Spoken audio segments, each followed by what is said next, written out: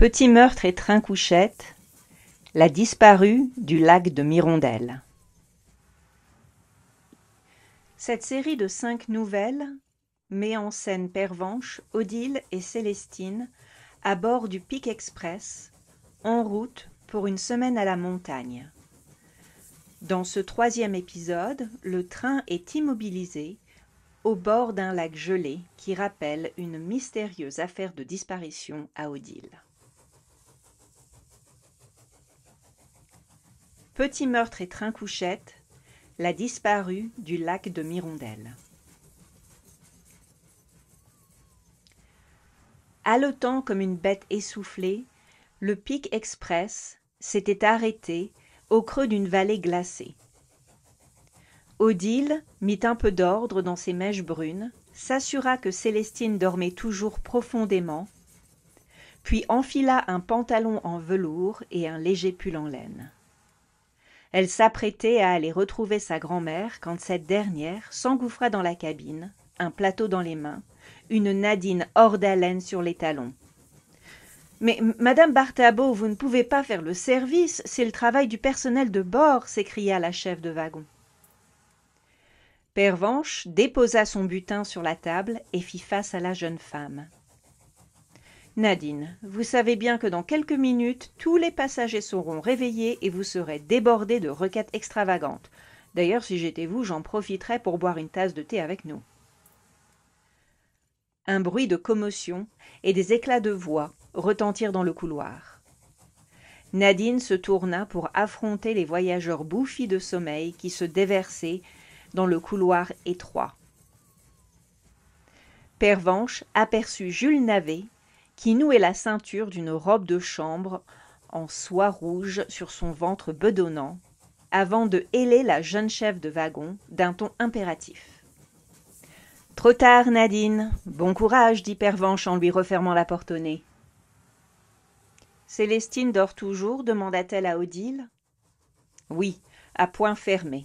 Il en faudrait plus pour la réveiller. » Pervenche versa l'eau bouillante sur les sachets de thé et un délicieux parfum de bergamote envahit la cabine. Odile saisit sa tasse et se pelotonna sur la banquette. « Alors, on est en panne ?» demanda-t-elle. Pervenche prit le temps d'avaler une gorgée de thé.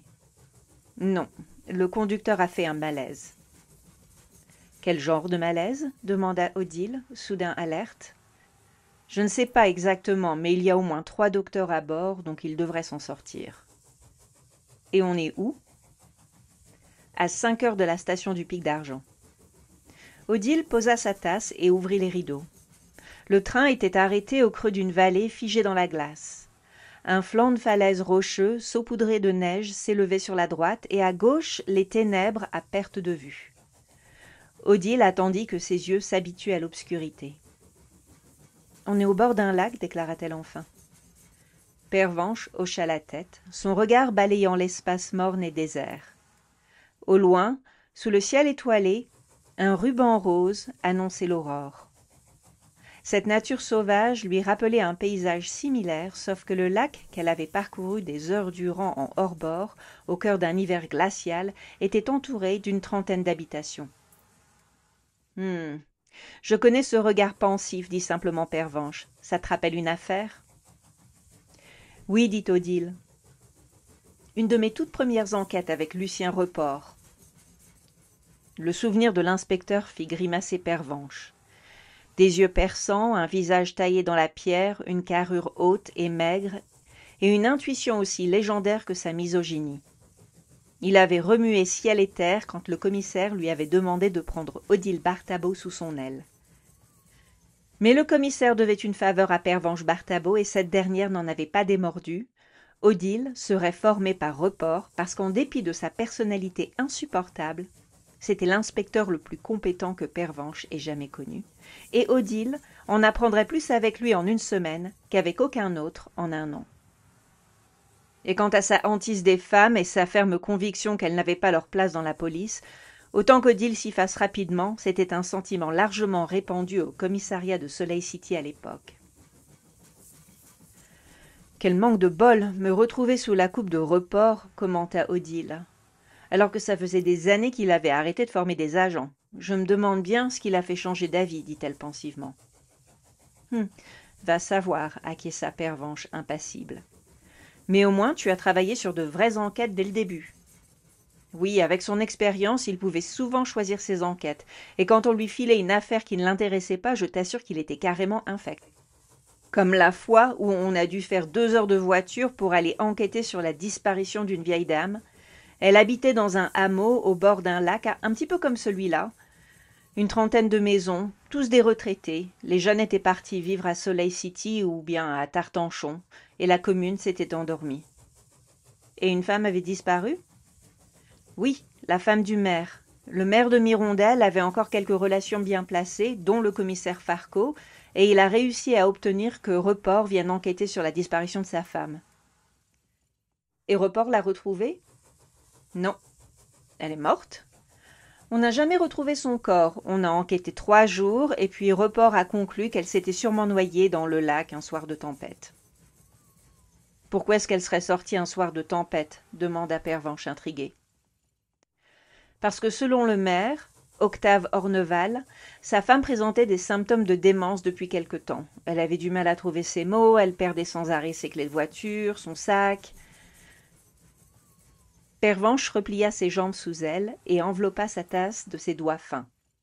Elle fit un léger signe de la tête. « Ça me rappelle quelque chose, ton histoire. Tu m'en avais parlé à l'époque, non ?»« Un peu, confirma Odile, mais tu venais de prendre ta retraite et tu ne voulais plus entendre parler de crime ou d'enquête. Tu suivais des cours de tricot dans la mercerie du centre, si je me souviens bien. »« Ah oui, je ne sais toujours pas tricoter d'ailleurs, mais j'ai débarrassé la propriétaire de la petite jeune qui se servait dans la caisse. Comme quoi on ne se refait pas. Mais reprends ton affaire de disparition au début, dit-elle. Une Célestine engourdie de sommeil émergea de derrière le rideau de sa couchette. Emmitouflée dans sa robe de chambre, elle se glissa à côté de sa grand-mère et accepta en silence la tasse de thé qu'Odile lui tendait. « On est arrivé à Mirondelle en fin de journée, commença Odile, le lendemain de la disparition de Félicie Orneval. » Pervenche fit la grimace. « Pourquoi est-ce qu'ils ont attendu si longtemps pour contacter les autorités ?»« Parce que le village a d'abord organisé sa propre battue. 50 retraités à chercher un corps en plein milieu de l'hiver, dit Pervenche. C'est efficace comme méthode. Ce sont des gens qui vivent dans la montagne depuis toujours. Ils sont plus costauds que les 2 agents qui nous ont accompagnés. Ils n'arrêtaient pas de se plaindre du froid et du vent. Report a même menacé de les balancer dans le lac s'ils ne s'y jetaient pas d'eux-mêmes, dit Odile en rigolant. On est allé directement chez le maire. Il nous attendait sur le pas de la porte. Il était mort d'inquiétude. Il n'avait pas dormi de la nuit. Il nous a fait entrer et il nous a servi du café. Il nous a expliqué que Félicie était partie rendre visite à une voisine la veille, en début d'après-midi. Elles avaient joué au bridge, puis vers 17 heures, Félicie avait pris congé. Elle n'est jamais arrivée chez elle. Son mari s'est inquiété, il a appelé la voisine en question. Il a ensuite donné l'alerte. Le village a cherché Félicie jusqu'à minuit, mais apparemment, elle s'était évaporée. Alors ils ont contacté la police. Odile fit une pause et croqua dans un croissant. « Tu as fouillé la maison ?» demanda Célestine en se frottant le menton d'un air songeur. Oui, la maison était propre, rangée avec soin, rien ne semblait indiquer un départ précipité, pareil pour sa chambre. Elle était meublée simplement d'un lit de 2 personnes, 2 tables de chevet, une commode et une armoire, et une plante à l'article de la mort sur l'appui de fenêtre. Le lit était fait, ses vêtements impeccablement pliés dans les tiroirs. Il vivait modestement, pour ne pas dire tristement, ajouta Odile. « Je suppose que tu es allé interroger la voisine ?» demanda Pervenche. « Oui, Report n'a même pas pris la peine de m'accompagner. Il est resté dans la cuisine du maire. Il avait des rapports à finir. » « Il n'était pas investi dans l'enquête ?»« Non, il s'en fichait royalement. » La voisine, Josiane, si je me souviens bien, était amie avec Félicie depuis l'enfance, reprit Odile. Elle a confirmé la partie de bridge et le fait que Félicie avait des pertes de mémoire. Elle en avait les larmes aux yeux, la pauvre. Elle m'a décrit Félicie comme une femme pleine de vie, amatrice de nature, qui aimait faire des longues randonnées dans la montagne. Elle était férue de botanique, elle pouvait nommer de tête n'importe quelle plante ou fleur sauvage. Elle avait prévu d'aller à l'université, mais elle est tombée enceinte à 18 ans et elle n'avait jamais plus quitté le village. J'ai dû m'extasier 1 heure sur sa collection de plantes vertes et les photos de ses petits-enfants avant qu'elle ne se confie un peu plus. C'est-à-dire ? Elle m'a confié à voix basse qu'elle avait vu une silhouette fine, vêtue d'un manteau clair, semblable à celui que Félicie portait ce jour-là. Ça l'avait surprise. Une fois la nuit tombée, un brouillard épais envahit le village et les gens restent chez eux, au chaud. Elle en a fait part à la police ? Oui, le lendemain, mais elle s'en voulait de ne pas avoir fait le rapprochement plus tôt. Peut-être que si elle était allée voir qui c'était, elle aurait pu sauver son amie. Un silence pesant tomba sur la cabine. « Donc elle s'est noyée, » dit Célestine en jetant un regard nerveux par la fenêtre. Le lac, nappé de brouillard, émergeait peu à peu de l'obscurité. « C'est possible ?» lui dit doucement sa grand-mère, avant de dévisager Odile d'un air sévère. « Le bridge se joue à 4, dit-elle d'un ton sec. « Je sais, Pervenche, je sais, l'apaisa Odile. Je suis allée interroger les autres voisines et elles ont corroboré le récit de Josiane. Elles ont joué au bridge, bu du thé. Félicie est partie la première pour aller préparer le dîner. Les 2 autres sont rentrées chez elles peu après. Je leur ai parlé séparément et elles n'avaient pas l'air à l'aise, mais les gens le sont rarement en présence de la police. Tu crois qu'elle cachait quelque chose ? Non, je ne crois pas, quoique. Odile garda un silence pensif et Pervenche la dévisageait d'un air intrigué. « Tu as interrogé les voisins ?» Oui, et apparemment Josiane n'est pas la seule à avoir vu une silhouette marcher le long du lac. Le lac était gelé ? Non, justement. On a parcouru le lac sur un petit bateau à moteur le lendemain de notre arrivée. Il faisait un froid de canard. Félicie n'aurait pas survécu 5 minutes dans l'eau glaciale. Elle s'entendait bien avec son mari, Félicie ? Demanda Pervenche. Selon le maire et les voisins, oui. Ils étaient mariés depuis 50 ans, ils avaient un fils qui travaillait à Tartanchon et qui revenait rarement rendre visite à ses parents. Tu l'as interrogé ? Non, j'ai résolu le mystère avant, dit Odile avec un petit sourire. Avant Report, s'enquit Pervenche. Report n'a pas pris la peine de se pencher sur les faits. Mais quand il m'a demandé si on pouvait classer l'affaire comme une noyade, je lui ai dit que j'avais besoin d'un peu plus de temps et il a accepté sans me poser de questions. Tu crois qu'il se doutait de quelque chose ? Ou il s'en moquait royalement ? Qui est-ce que tu as interrogé ensuite ? Son docteur. Il y avait un docteur pour 30 maisons ? Non, il avait son cabinet dans une ville voisine, mais il visitait les petits villages de montagne. Il soignait les habitants de Mirondelle depuis 40 ans. Il était sur le point de prendre sa retraite, il connaissait bien Félicie. Il a confirmé qu'elle avait la maladie d'Alzheimer. Selon lui, elle avait déjà eu plusieurs épisodes de confusion et de déambulation. Elle s'était perdue dans le village quelques semaines plus tôt et elle mélangeait les visages et les souvenirs. Elle était allée faire des examens à Tartanchon pour confirmer le diagnostic. C'est une terrible maladie, commenta Pervenche, en remontant son châle sur ses épaules. Le maire aurait dû surveiller sa femme de plus près. Oui et non, c'est compliqué de s'occuper d'une personne malade sans porter atteinte à sa dignité en la traitant comme une enfant, mais c'est une condition qu'on comprend de mieux en mieux, avec une progression assez définie, même si les tout premiers symptômes passent parfois inaperçus. À l'académie de police, j'avais suivi un séminaire destiné à aider les agents à mieux gérer les situations à risque impliquant des personnes âgées. Mon groupe avait choisi de se pencher sur les troubles cognitifs. C'est justement ce séminaire qui m'a permis de résoudre l'affaire. Mais avant de vous donner la clé de l'intrigue, à votre avis, qui a fait le coup ? Pervenche et Célestine réfléchirent en silence. Le maire s'est débarrassé de sa femme parce qu'il était amoureux de la voisine, dit enfin Célestine. Pas mal, Célestine, s'étonna Odile avec un pincement au cœur. Est-ce que sa sœur passait trop de temps à écouter des histoires criminelles ? Est-ce qu'il y avait d'autres plantes chez elle ? Demanda Pervenche. Odile sourit. Oui, mais pas autant que chez Josiane, mais une bonne dizaine. Et elles étaient en quel état, ces plantes ? Un peu tristes, j'avoue, dit Odile, habituée à l'esprit de déduction de sa grand-mère. La maladie d'Alzheimer est incurable, dit Pervenche. Je dirais que... Elle jeta un regard nerveux à Célestine avant de finir sa phrase. Je dirais que Félicie a mis fin à ses jours. « C'est quoi le rapport avec les plantes ?» demanda Célestine. « Eh bien, elle savait qu'elle allait... mourir ?» finit Célestine. Oui, voilà, donc elle a arrêté d'arroser ses plantes. À quoi bon puisqu'elle ne serait plus là pour s'en occuper, expliqua Pervenche. Excellent, confirma Odile, mais non, Félicie n'a pas mis fin à ses jours et son mari ne s'est pas non plus débarrassé d'elle. Elle prit le temps de se reverser une tasse de thé pour ménager son effet. Elle observa les volutes de vapeur s'échapper au-dessus du liquide brûlant.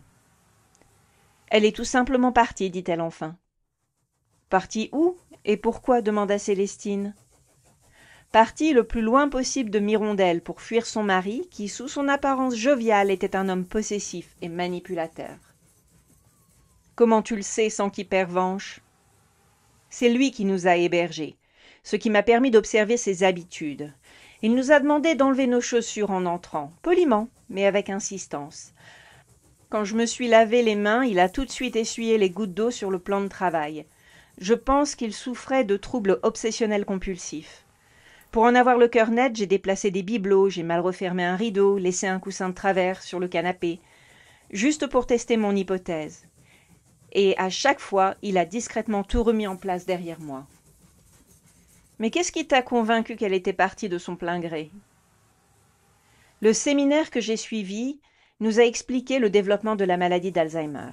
Elle suit une évolution relativement prévisible. Les premiers symptômes sont des petits oublis, des pertes de mémoire, en rapport avec des événements récents, comme ceux qu'on a mangés le midi. « Dans ce cas, ça fait longtemps que j'ai des symptômes, grommela Pervenche. »« Moi, je sais toujours ce que j'ai mangé le midi, » commenta Célestine avec un coup d'œil au croissant qu'Odile n'avait pas fini. Cette dernière sourit et tendit son assiette à Célestine.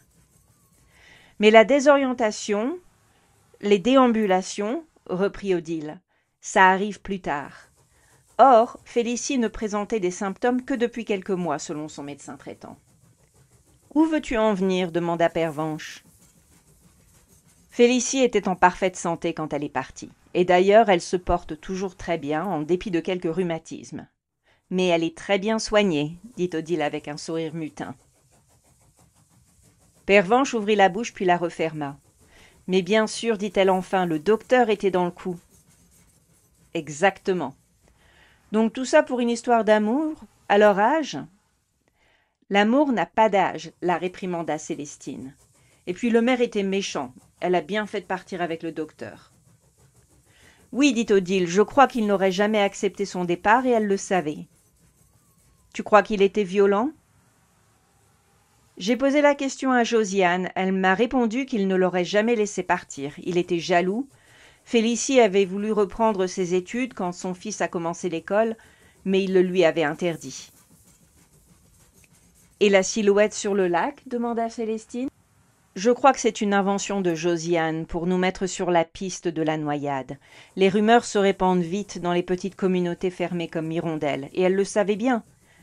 Elle a confirmé avoir vu quelqu'un près du lac à 1 ou 2 voisines et quelques heures plus tard, tout le monde était convaincu d'avoir aperçu une silhouette sur l'eau. « Comment est-ce que tu as découvert la vérité ?» demanda Pervenche. C'est Josiane qui a craqué et qui a confirmé que le maire était loin d'être un homme aussi bon et chaleureux qu'il en avait l'air. Il s'était disputé avec son fils quelques années plus tôt et ils ne se voyaient plus. Mais Félicie avait gardé le contact avec lui. C'est lui qui est venu la chercher ce soir-là. Il a profité du fait que les habitants du village étaient occupés à battre la campagne pour venir la chercher discrètement alors qu'elle l'attendait au bord de la nationale. Et le docteur dans tout ça ? Il s'est joint à la battue, puis il a attendu 3 mois pour ne pas éveiller les soupçons. Il a ensuite pris sa retraite. Il coule des jours heureux dans une petite maison en bord de mer. « Et tu as laissé Report conclure à une noyade accidentelle ?» « Oui, dit Odile, je n'ai pas fermé l'œil cette nuit-là. J'ai tourné en rond dans la chambre d'amis, j'ai écrit un début de rapport, puis je l'ai déchiré. Je me suis demandé ce qu'aurait fait Report, ce que toi tu aurais fait, Pervenche. Et puis j'ai décidé de ne rien dire. Quand je suis descendue dans la cuisine, le maire dormait encore, mais Report était occupé à arroser les plantes. Le maire a débarqué en robe de chambre. Report lui a fait remarquer qu'il faudrait maintenant arroser les plantes lui-même s'il voulait les garder en vie. Et quoi l'après sa pervenche? Il m'a fait un clin d'œil, enfin, je crois. Parfois je me demande si j'ai rêvé. Le trio Bartabo observa un silence pensif. L'horizon se teintait de rose et d'orange, et les angles saillants de la falaise émergeaient peu à peu de la brume. Elles regardèrent le soleil se lever sur le lac gelé. Une nuée de corbeaux traversa le ciel laiteux et se posa sur la berge. 3 coups fermement frappés à la porte interrompirent leur rêverie. En attendant la suite, retrouvez les enquêtes d'Odile Bartabo sur Amazon.fr.